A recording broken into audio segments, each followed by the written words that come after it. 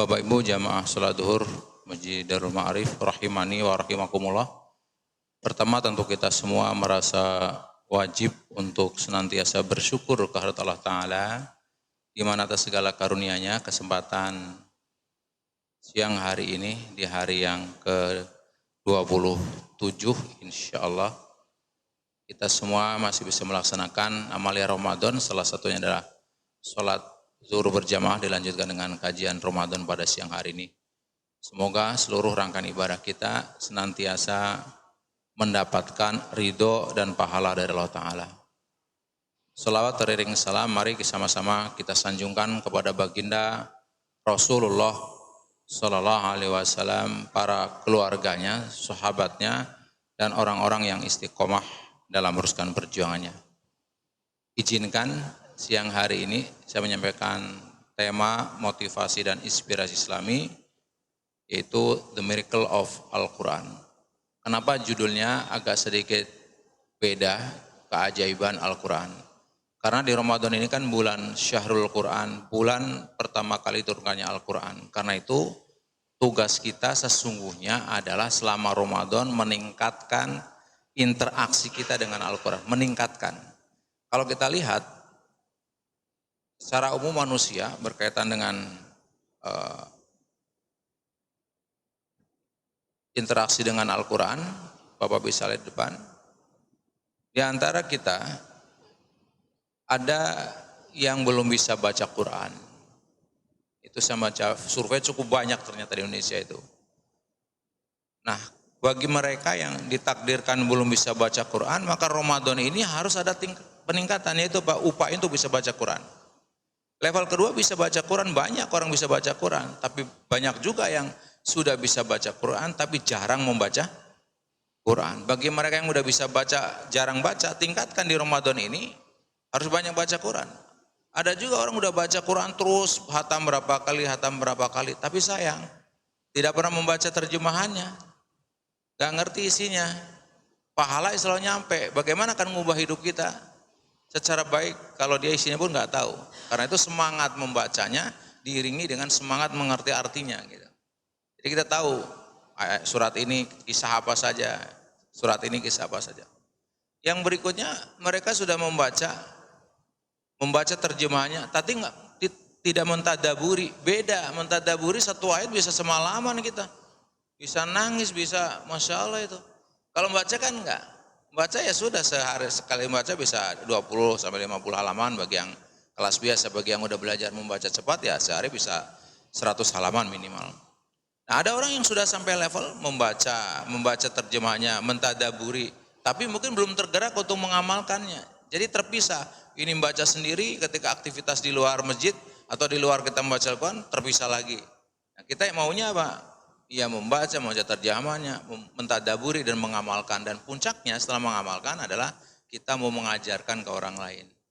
Ini kurang lebih kenapa tema ini jadi penting. Nah, dalam teori motivasi, seseorang akan melakukan itu kalau banyak input yang punya alasan, karena apa saya harus meningkatkan interaksi. Nah, kemudian dibuatlah judul tadi, keajaiban Al-Quran.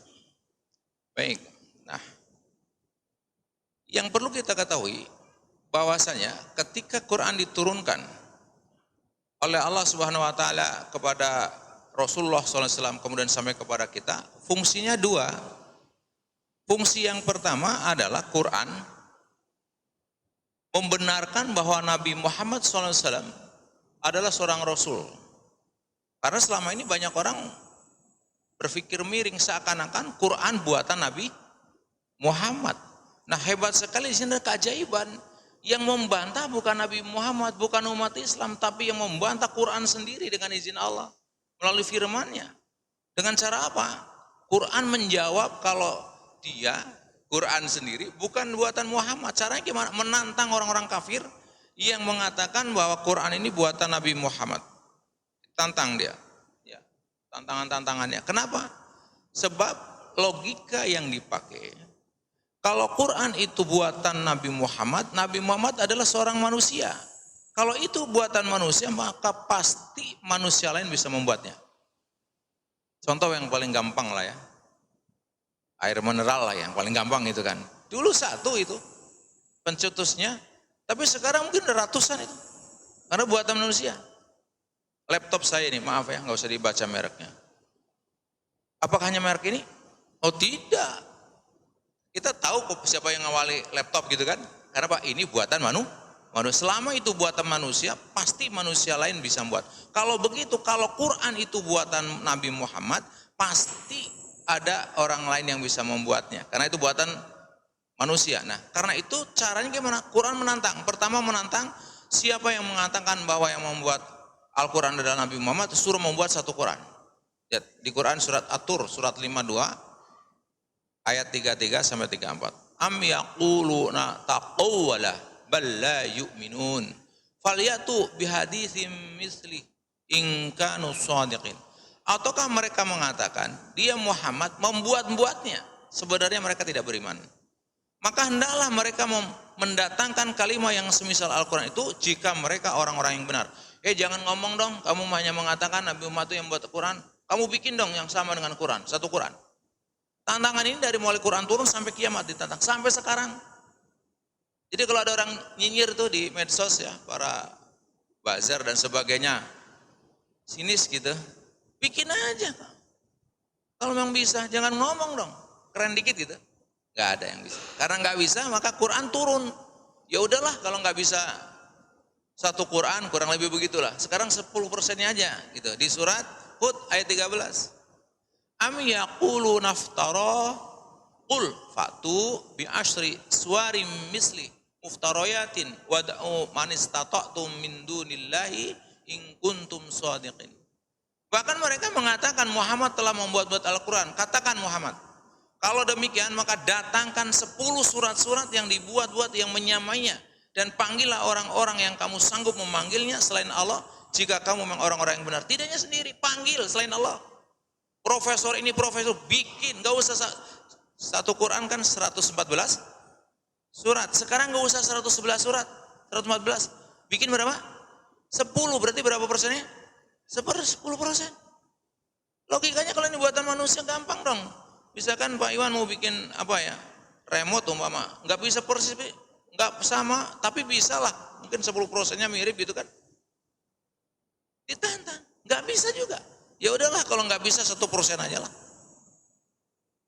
Membuat satu surat Yunus ayat 38. Am yaqulu naftara qul fa'tu bisuratim misli wad'u man istata'tum min dunillahi in kuntum shadiqin. Atau patutkah mereka mengatakan Muhammad membuat-buatnya? Katakanlah, kalau benar yang kamu katakan itu, maka cobalah datangkan sebuah surat seumpamanya dan panggillah siapa-siapa yang dapat kamu panggil untuk membuatnya selain Allah jika kamu orang-orang yang benar. Coba bawa rasakan tadi. Suruh satu Quran nggak bisa. Turun 10 surat. 10 surat tidak bisa. Turun berapa? 1 surat. Nggak bisa juga. Ya udahlah KW-nya 1 mirip gitulah. Mendekati gitu. Surat Al-Baqarah ya, ayat 23. Wa in kuntum fi raibim mimma nazzalna ala abdina fa'tu bisuratim mim misli wad'u suhada'akum min dunillahi in kuntum shadiqin.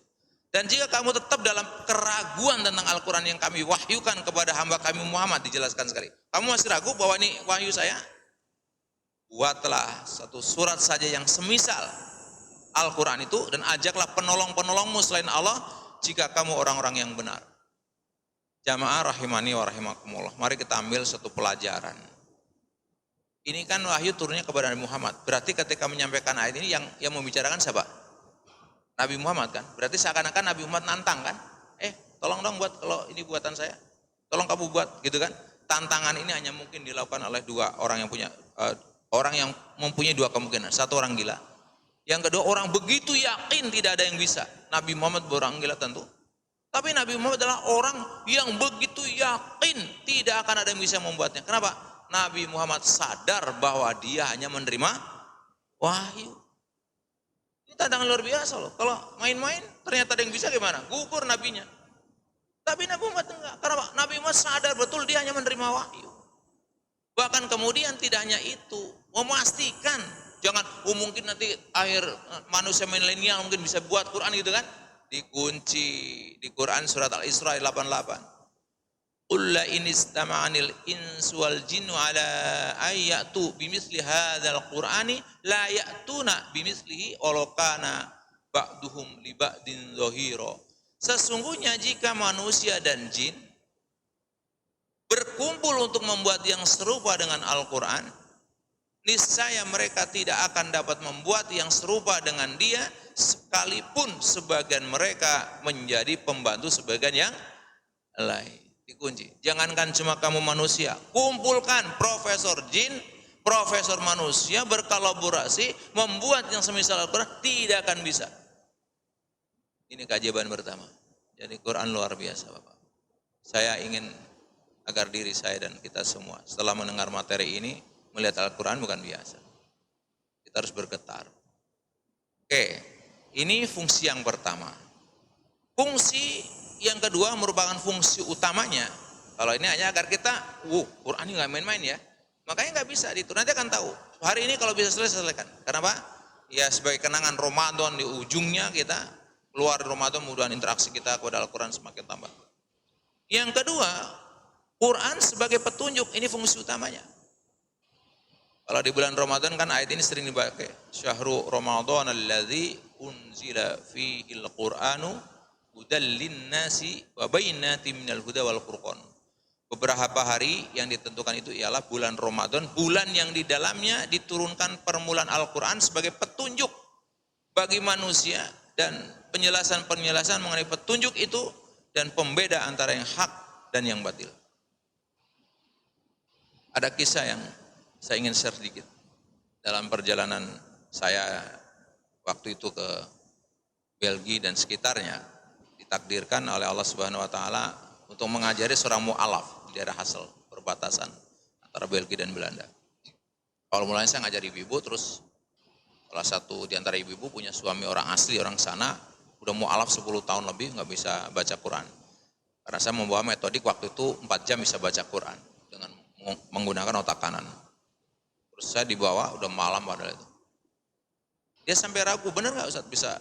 Bisa, saya bilang, kalau nanti nggak bisa, ya kita cari cara lain lah, intinya begitu. Tapi alhamdulillah nggak nyampe 2 jam dia bisa baca Dzalikal kitabul la raiba fi. Senang sekali dia, walaupun itu juga baru gigi 1 ya. Gak mungkin lah baca Quran 4 jam bisa, itu hanya konsep motivasi orang terangsang, dihipno dia. Dihipno dia tertarik dengan itu, dia langsung semangat belajar yang tinggi. Dan saya tidak hanya satu, banyak mu'alaf itu yang selama di sana. Nah setelah itu saking senangnya dia mengatakan bahwa saya saudaranya lah, kurang lebih begitu. Akhirnya sampai malam, akhirnya cerita pribadi yang orang sana tidak suka sebetulnya, tapi akhirnya cerita kan udah dekat. Ternyata dia adalah pegawai sipir, penjaga tahanan gitu. Cerita lain nih, saking banyak cerita, terus ambil cerita lain bahwa di Eropa itu penjara itu orang masuk di rehabilitasi, salah satunya suruh baca katanya. Banyak kerak-kerak, banyak perpustakaan. Ya saya nggak nengok sendiri sih walau alam ya. Saya percaya aja lah bahwa ini di sana seperti itu gitu. Nah adalah seorang narapidana masuk, begitu rak kayak gini banyak, tapi rak-rak udah pada rusak. Ada satu rak masih bagus, raknya orang Islam, nggak ada yang nyentuh. Dia, wah ini yang masih bagus nih, kan diambil sama dia. Ternyata diambil Al-Quran.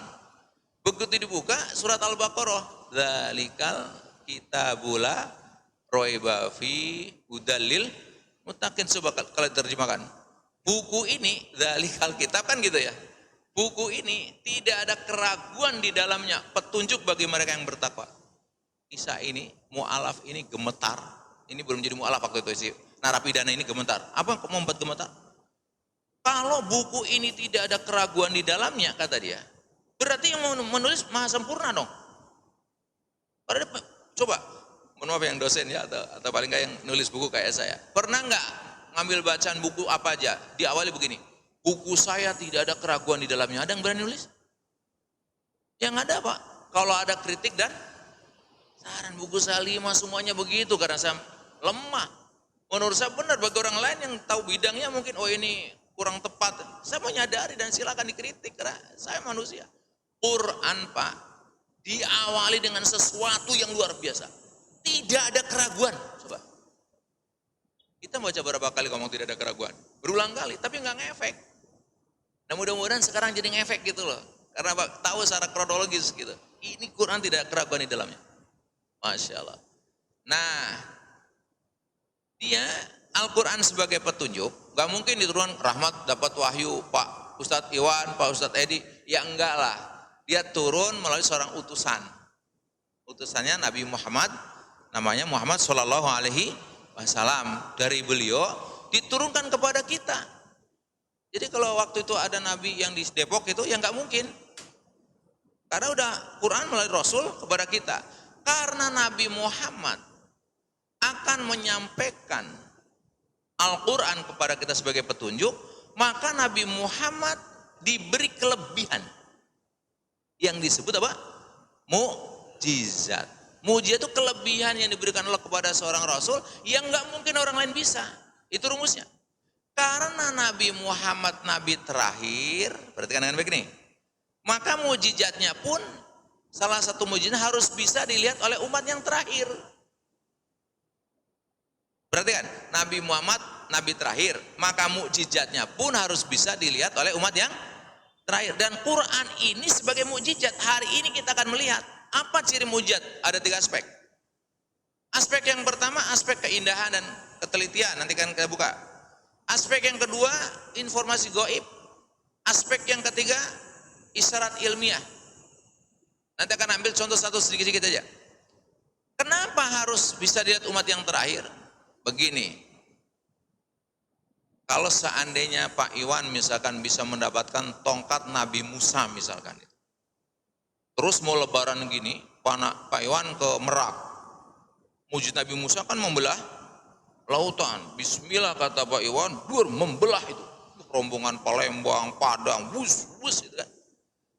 Kurang lebih ini, orang kafir ngelihat Pak Iwan bawa tongkat Nabi Musa kagum? Enggak. Kenapa? Ngapain pakai tongkat Musa? Kapal selam saya udah sampai di mana-mana. Artinya hari ini tongkat membelah lautan bukan menakjubkan, bisa ditertawakan karena manusia lain bisa bikin. Zaman itu belum ada kapal mestinya kan, sehingga membelah lautan sesuatu yang luar biasa. Quran tidak. Sekarang kita buktikan, Quran itu anugerah Allah yang diberikan kepada seorang nabi dan manusia tidak akan bisa membuatnya. Oke, sekarang kita lihat. Quran sebagai mukjizat mempunyai 3 aspek. Yang pertama aspek keindahan dan ketelitian. Saya akan coba keraskan dulu kalau memang keluar suaranya, tapi kalau enggak ya sudah yang ada. Saya ini ikhtiar dulu. Udah oke. Sudah besar. Saya akan lihatkan beberapa. Baik, sekarang akan lihat aspek keindahan. Aspek keindahan ini Quran diperdengarkan kepada siapa saja bergetar. Bahkan orang kafir ingin mendengarkan Al-Quran. Ini ada seorang pemuda, mudah-mudahan masih ada videonya. Dia mencoba memperdengarkan ke jalan, kalau ada orang lewat suruh dengerin Quran gitu. Coba lihat beberapa saja.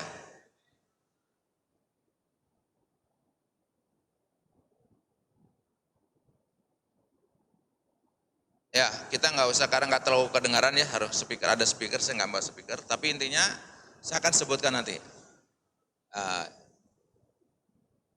Dia minta 30 detik untuk mendengarkan Quran. Ya. Oke.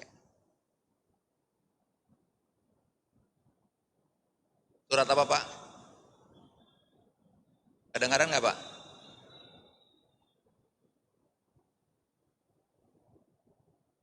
Oke, setelah itu, baiklah. Jadi menurutmu ini apa? Ditanyakan. Saya tidak yakin. Kamu tidak tahu apa yang kamu rasakan? Sempat menutup mata? Ya. Membawa ke alam lain. Seolah dunia menghilang. Saya sangat menghayati. Coba. Saya merasa tenang dan damai. Ini kafir Pak. Ditanya dengerin apa? Aku nggak tahu saya. Sampai seakan-akan dunia menghilang, coba. Kita benar juga kalau baca Quran dunia menghilang. Benar kan? Nyindir kita ini. Dunia menghilang ya. Ini benar-benar gitu Pak. Subhanallah. Ini baru satu. Saya akan eh, yang ini aja lah. Wah ini apa lagi ya? Quran pala diangguk-angguk begini dikira apa ya? Coba kirang lebih kalau nggak nyaman manggut-manggut nggak Pak? Enggak, mengalahkan musik yang pernah dia dengar. Kafir ini. Masya Allah ya. Oke ini.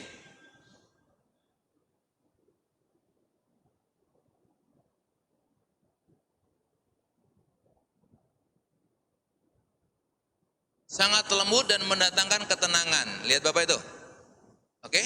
Sangat lembut dan mendatangkan apa? Padahal siapa dia? Kafir. Makanya aneh kalau kita kemudian tidak bisa melihat keindahan Al-Quran. Tapi katakan sekarang, Pak saya dipaksa-paksa nggak bisa, nggak ngerti bahasa Arab. Saya lebih suka dengar keroncong umpama gitulah. Ya oke lah jangan dipaksa. Kalaupun kita berargumen karena kita ngerasa bukan orang Arab sehingga nggak ngerti itu keindahan, maka kita dikasih tahu oleh Allah sebagai mukjizat ketelitiannya sekarang secara ilmiah. Apa ketelitiannya? Ini banyak sekali yang bisa dilihat di sini, Masya Allah ya, tentang Quran. Karena waktu ya, videonya saya banyak sekali tentang keunikan-keunikan tadi, keajaiban. Rasad Khalifah, seorang pakar komputer yang kemudian mendalami Quran itu, meneliti Al-Quran takjub sekali Pak. Ketika Quran waktu itu turun kan belum ada komputer, kertas saja belum ada kan. Yang kedua Quran turun sekaligus apa berangsur-angsur. Berangsur-angsur lama lagi 22 tahun lebih gitu kan. Dan dalam turunnya kadang-kadang ada suatu pertanyaan, bukan tiba-tiba ngasih ada pertanyaan tentang apa turun gitu kan. Tapi kelak setelah computerize, ini baru era kita loh, era nanti lagi pasti ada kemujizatan lagi. Diteliti ternyata mengandung aspek ketelitian. Salah satunya adalah aspek keseimbangan antara jumlah bilangan kata dengan antonimnya atau lawan kata. Jadi kalau di contoh sini saya ambil sedikit aja. Misalkan ketika dalam Al-Quran diketemukan kata al-hayah, artinya hidup, lawannya al-maut. Hidup lawannya mati. Ternyata jumlahnya sama, masing-masing 145 kali. Oh mungkin kebetulan, ya kalau kebetulan satu toh. Dicari kata misalkan anak memberi manfaat, al-mudarat mudarat, manfaat lawannya mudarat, ketemu 50 kali sama. Kata al-har panas, al-bard dingin 4 kali. Kata apa? As-solehat kebaikan, as-sayiat keburukan, lawannya itu kan sama 17 kali. Ya kalau diteruskan ya, cuma ngomongin gini juga sama doang. Tuh kan, tumanina lawannya kesempitan, apa namanya? Kelapangan lawan kesempitan. Kemudian inilah yang ini al-kufur dalam arti kata kekufuran dan al-iman dalam bentuk diminutif jumlahnya masing-masing sama 17 kali. Iman lawannya kafir. Ini baru lawan kata, lawan yang seperti sinonim mirip atau akibat dari itu misalkan petani bajak, siapa yang membajak petani jumlahnya sama. Kalau ini kebetulan nggak mungkin. Padahal ketika Quran turun belum ada itu. Ya karena saya menulis ya, jangankan mikir, buku saya nanti hidup dengan mati sama, nulis bisa selesai udah selamat. Gila kali kalau sampai kita ngepas-ngepasin begitu, nggak mungkin. Inilah yang disebut keajaiban. Nah dari sekian banyak ketelitian, keseimbangan, saya ngambil yang umum yang ini banyak sekali Pak. Saya nggak mungkin ya waktu yang singkat ini, saya ngambil langsung ke sini deh. Di samping keseimbangan tersebut ditemukan pula keseimbangan khusus, yaitu kalau di Quran dicari kata yaum, artinya kan hari. Totalnya 365 kali. Jumlah apa itu? Hari dalam satu tahun. Ketika kalimatnya plural ya, bentuknya jamak, ayam atau yaumaini gitu kan. Kan jamak itu. Cuma ada 30. Yang menunjukkan jumlah hari dalam satu bulan. Jadi Bapak nggak usah risau, nggak bakal ada Ramadan tanggal 31. Tenang aja. Sudah maksimalnya Ramadan 30, tapi kebanyakan 29. Oke. Ketika Quran dicari kata syahr, bulan, cuma ada 12. Maka teman-teman yang hari ini menanti bulan ke-13 dan dikasih bulan ke-13 katanya kalau lebaran, jangan diambil. Serahkan aja ke An-Nahl. Sunahnya di sini cuma 12 bulan masalahnya. Paham ya? Canda Pak.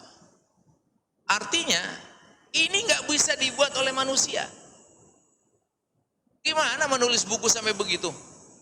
Sedangkan Quran turunnya itu aja 22 tahun dikomputerize.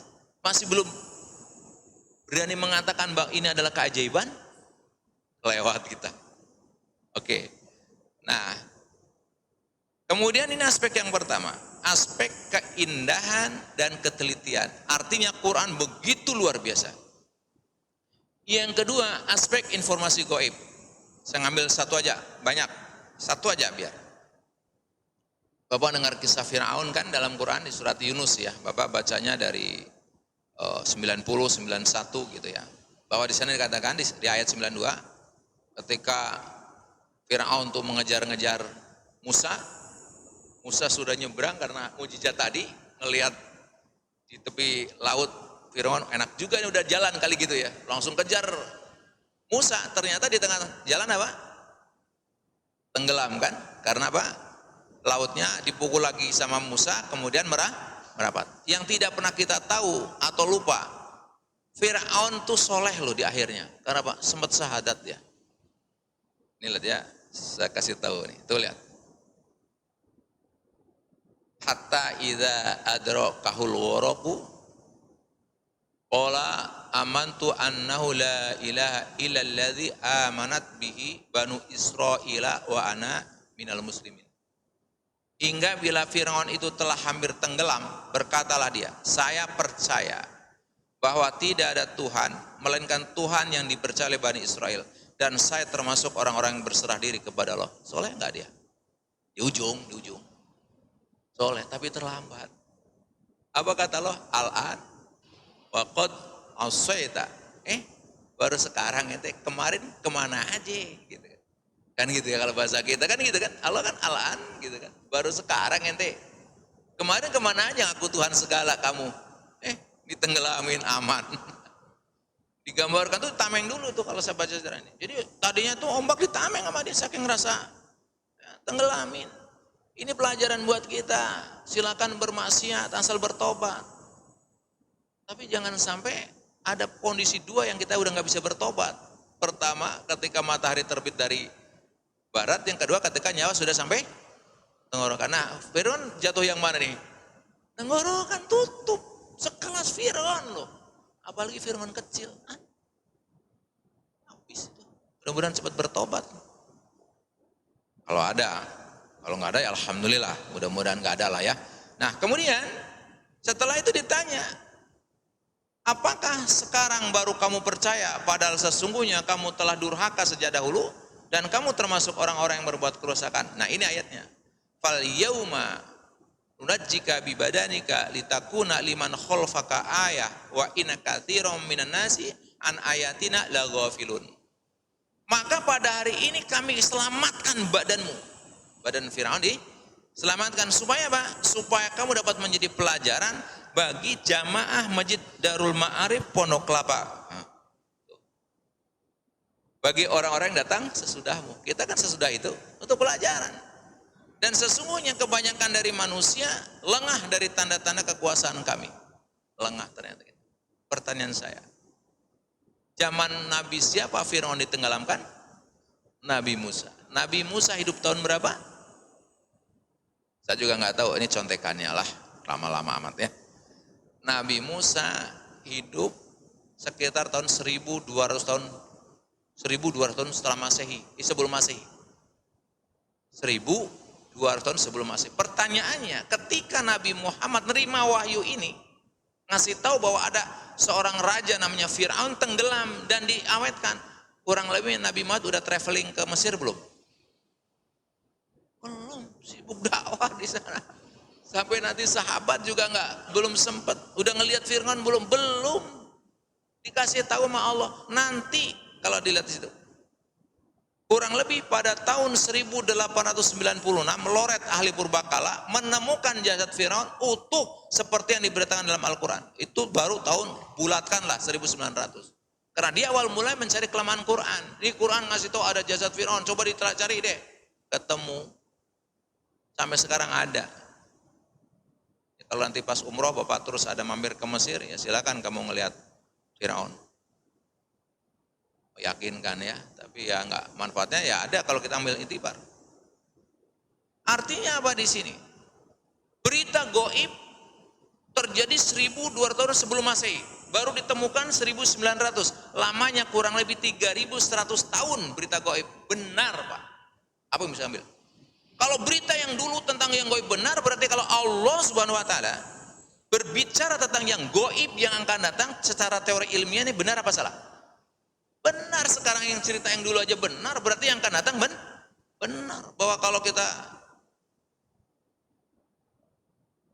mati dalam keadaan kafir, nanti ada di bab ilmiah itu, kulit kita dibakar habis, dibikin kulit baru lagi, dibikin lagi, pasti benar. Bahwa orang-orang munafik itu menjadi dasarnya neraka, benar.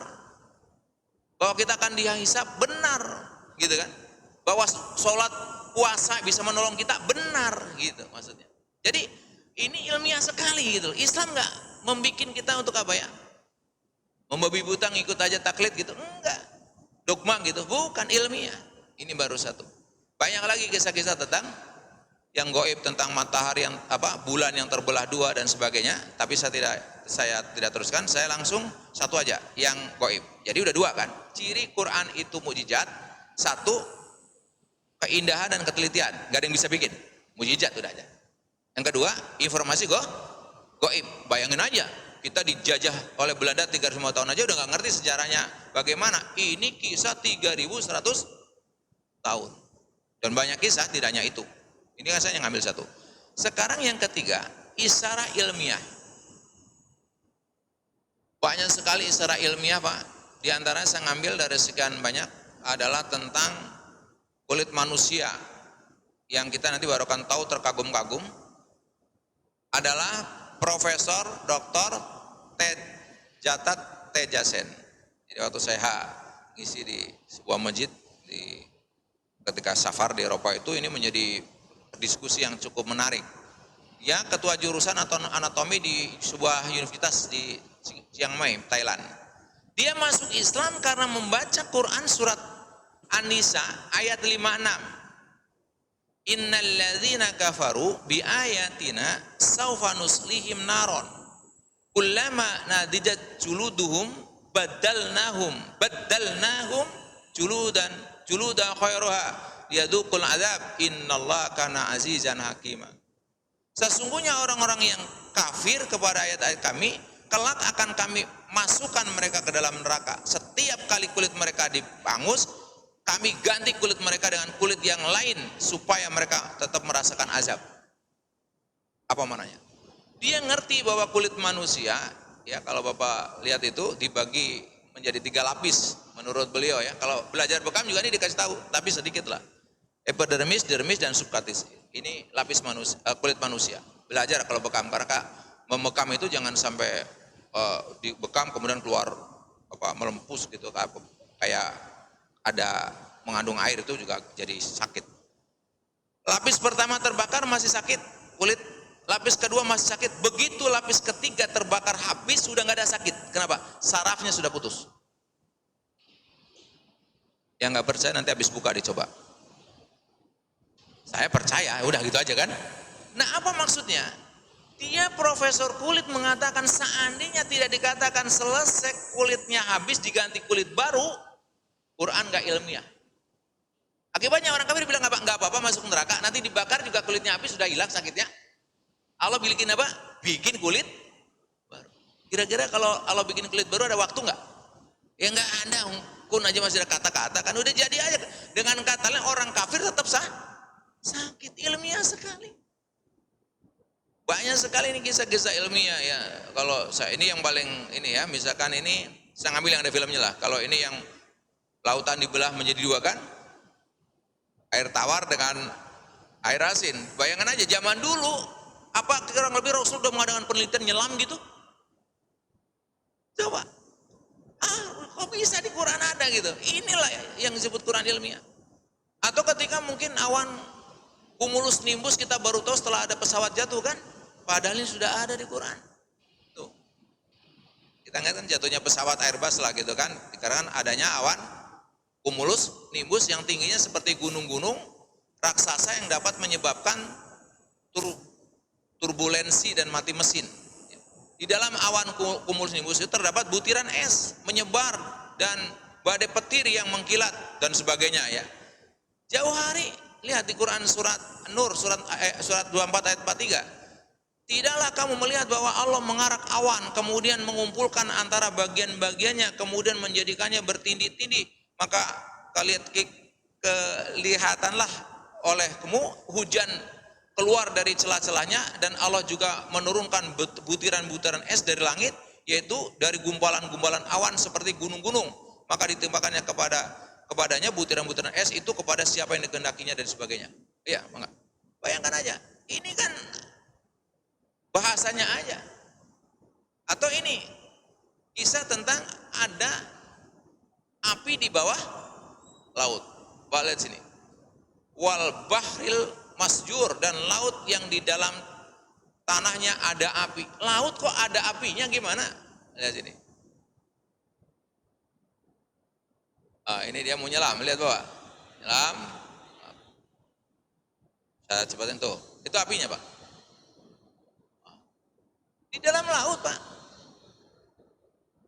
Tuh. Ini kalau orang Padang langsung bakar itu ikan. Pancing langsung bakar. Nah. Hanya ingin mengatakan bagaimana api bisa ada dalam laut, dan para ilmuwan baru beberapa hari ibaratnya gitu kan. Ini 14 abad yang lalu Quran sudah menyampaikan. Masih kurang juga kita mengatakan bahwa ini bukan suatu keajaiban. Baik, ini dari aspek Quran ya. Mengandung aspek 3 sebagai mukjizat. 1, ketelitian tadi sudah. Yang kedua, informasi gaib. Yang ketiga apa? Aspek ilmiah. Ini baru 1, bukunya tebal. Tebal sekali, Pak. Saya baca enggak, waduh subhanallah. Diteruskan juga aspek ke dokter, termasuk puasa saya perlu dapat. Sehingga orang yang menemukan teori ini kemudian teori melaparkan diri ya, mendapatkan hadiah Nobel. Oke. Apalagi saya ingin teruskan sedikit biar Bapak. Terus bagaimana kaitan keautentikan Al-Quran? Katanya kitab yang lain kan nggak otentik, sudah ada campur tangan manusia. Quran tidak. Ya, bagaimana? Keautentikan Al-Quran. Bagaimana cara Allah menjaga Quran? Keautentikan Al-Quran terjaga sampai kiamat. Alasannya apa? Bapak harus tahu. Jangan dia dijaga Allah. Secara ilmiah dong, kita kan dikasih nalar untuk berpikir. Pertama Allah menjaganya, yang kedua Quran menjaga dirinya, yang ketiga Quran menjaga dengan sanad. Di mana Allah menjaganya? Kita lihat. Allah berfirman, Inna nahnu nazzalna dzikra wa inna lahu lahafizun. Sesungguhnya kamilah yang menurunkan Al-Quran dan pasti kami pula yang memeliharanya. Oke, ini dasarnya ya. Kemudian bagaimana caranya? Quran menjaga dirinya. Bapak lihat nanti ada dalam Al-Quran kalimah lawahatul lil bashar alaiha tis'ata asar. Neraka sakor adalah pembakar kulit manusia, di atasnya ada 19 malaikat. Ketika turun ayat ini orang-orang kafir pada protes, apa sih maknanya 19? Biasanya kan yang jaga itu 3 malaikat, 7, 1, ini berapa? 19. Bagi orang beriman, ya beriman. Di Al-Mudaththir ya, nanti Bapak bisa lihat sendiri. Ini panjang saya nggak saya baca, tapi nanti baca sendiri di ayat 31. Nah, saya ingin mengatakan apa?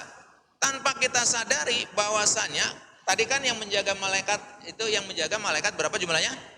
19. Kelak ditemukan bahwa tulisan Bismillahirrahmanirrahim 19 huruf. Tuh 2. Pokoknya itu sendirilah ya. Pokoknya ini Bismillahirrahmanirrahim jumlahnya berapa? 19 huruf. Nah, Bismillahirrahmanirrahim kan terbagi-bagi beberapa. Ada kata ism di sini, banyak jar, harfu jar nggak dibaca. Ada ism, ada Allah, ada Ar-Rahman, ada Rahim. Ismnya juga 19, kelipatan 19. Dalam Al-Quran kata ism ditemukan 19. Kata Allah ditemukan 2698, ada kelipatan 19. Kata Ar-Rahman 57 dalam Al-Quran juga kelipatan 19. Kata Ar-Rahim 114. Tapi yang menarik, Rasyad Khalifah sempat dikafirkan oleh ulama-ulama Timur Tengah, mengatakan Quran yang sekarang nggak asli kata dia, karena ada tambahan. Karena Rasyad Khalifah menemukan kata Ar-Rahim 115 awal mulanya. Nah, karena dia bukan ahli Quran, dia ahli komputer. Asal kata Ar-Rahim dihitung sama dia, ketemu berapa? 115, harusnya kelipatan 19 kata dia. Akhirnya ketemulah ulama-ulama, setelah diteliti, ketemu penyebabnya ini, surat At-Taubah 128. Laqad ja'akum rasulun min anfusikum azizun 'alaihi ma anittum harisun 'alaikum bil mu'minina raufur rahim. Sungguh telah datang kepadamu seorang rasul dari kaummu sendiri. Berat terasa olehnya penderitaanmu, sangat menginginkan keimanan dan keselamatan bagimu, amat belas kasihan lagi maha penyayang terhadap orang-orang mukmin. Oke, Bapak perhatikan terjemahnya sudah ada. Di sini ada kata rohim. Rohim ini di sini sifat siapa? Ya kan, coba baca. Sungguh telah datang kepadamu seorang rasul. Siapa? Seorang dari kaum. Terasa berat olehnya penderitaanmu. Terasa berat bagi siapa? Bagi rasul. Penderitaan kita terasa berat. Sangat menginginkan keimanan dan keselamatan bagimu. Rasul ingin agar kita selamat dan beriman. Amat belas kasihan. Siapa yang belas kasihan? Rasul. Lagi penyayang terhadap orang mukmin. Siapa yang penyayang? Rasul. Berarti khusus dia. Ar-Rahim di sini sifat apa? Rasul. Makanya dikeluarkan rasa dalifah, ini rahim khusus yang ini bukan sifat Allah. Maka yang 115 tadi dikurangi 1 menjadi berapa? 114 kelipatan 9. Ini diteruskan Pak. Saya nggak ingin meneruskan karena panjang. Seluruh surat yang diawali dengan huruf hijaiyah, misalkan di sini huruf Qaf. Surat Qaf diawali dengan Qaf gitu kan? Huruf Qaf di surat Qaf 57. Kelipatan berapa? 15. Saya ngajarin anak remaja, anak SD SMP di Belgia dicoret-coret dihitung. Rusaklah Quran. Saya pikir kalau di sini ngomong itu nggak bakal ada yang ngitung, dia mah benar-benar dihitung Pak Iwan. Saya juga ngitung, ya ada persis. Bayangkan, berarti kalau gitu Quran dikurangin 1 huruf ketahuan nggak? Ketahuan. Masya Allah. Saya selesaikannya minta waktu sedikit aja, biar plong ya. Belum selesai tapi yang khusus ini saya harus sampaikan. Yang berikutnya, Quran dijaga dengan sanad. Apa itu sanad? Sebagai pengetahuan, adalah pewarisan hafalan Quran 30 juz dari Rasulullah, sahabat, tabi'in, sampai kepada guru kita lah gitu kan urutannya gitu. Jadi kalau Ustadz punya sanad siapa-siapa dari gurunya gitu. Saya ngambil sanad yang sangat populer. Contoh sanad milik Haji Muhammad Maftul Said dari Al-Munawariyah di sana ya. Contohnya begini, ini lihat Bapak ya. Kalau kita dari bawah nih. Ya pemilik sanadnya Kiai Muhammad Maftuh, belajar dari ayahnya. Belajar dari gurunya, belajar dari gurunya, nanti mentoknya Rasulullah SAW. Coba ilmu lain ada enggak? Bapak belajar ilmu sipil, belajar arsitek, sanadnya sampai di mana? Ketemu sanadnya? Oh dari guru saya, penemunya siapa misalkan? Belajar apa Bapak? Belajar bisnis, ada sanadnya? Siapa penemunya? Ayo, ilmu kedokteran. Ada yang punya sanad ilmu kedokteran? Guru saya sampai ke penemunya.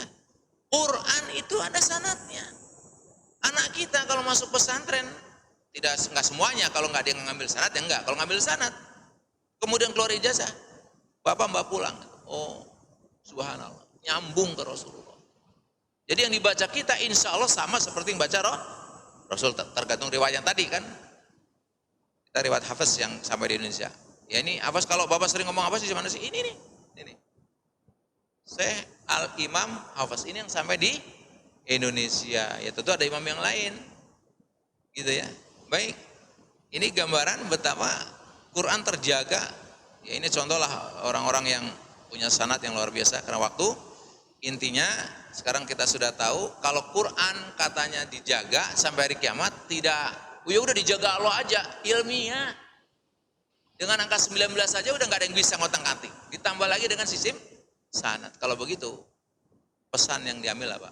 Mulai hari ini kita melihat Quran bukan Quran biasa. Maka mohon punten.